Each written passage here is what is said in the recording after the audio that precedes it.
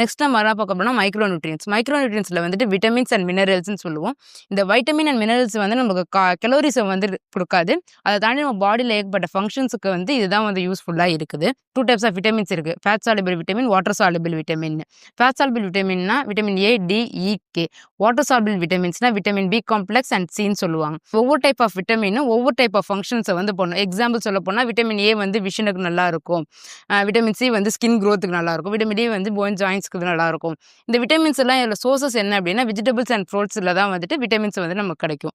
Next minerals வந்துட்டு என்ன பண்ணும் அப்படின்னா மினரல்ஸ்னால் ஃபஸ்ட்டு என்ன அப்படின்னா கால்சியமு, அயனு, ஜிங்க்கு இதெல்லாமே வந்துட்டு மினரல்ஸ்ன்னு தான் நம்ம சொல்லுவோம். இந்த ஒவ்வொரு டைப்ஸ் ஆஃப் மினரல்ஸும் வந்து நம்ம விட்டமின் சொன்னோம்ல, ஒவ்வொரு டைப் ஆஃப் விட்டமின்ஸும் ஒவ்வொரு டைப்ஸ் ஆஃப் ஃபங்க்ஷன் பண்ணும் அப்படின்னு.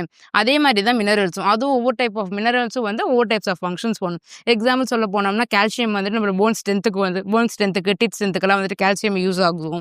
பிளட் சர்க்குலேஷன்ஸுக்கு வந்து யூஸ் ஆகும். இந்த மாதிரி எல்லாம் ஒவ்வொரு டைப் ஆஃப் மினரல்ஸும் வந்துட்டு ஒவ்வொரு ஃபங்க்ஷன்ஸை வந்து பண்ணும். இதோட சோர்சஸ் என்ன அப்படின்னா green leafy vegetables and milk, dates இதெல்லாம் வந்துட்டு எக்ஸெட்ரா இதெல்லாம் வந்துட்டு மினரல்ஸ் லெவல் வந்து இருக்கும். இது மட்டும் இல்லாமல் இன்னொரு நியூட்ரியன்ஸும் ஒன்று இருக்குது. அது என்ன சொல்லணும்னா வாட்டர். நம்ம பாடியில் இந்த மாதிரி ஃபங்க்ஷன்ஸ்லாம் ரெகுலேட்டாக நடக்கிறதுக்கு நம்ம பாடியை ஃபர்ஸ்ட் ஹைட்ரேஷனாக வச்சுக்கணும்.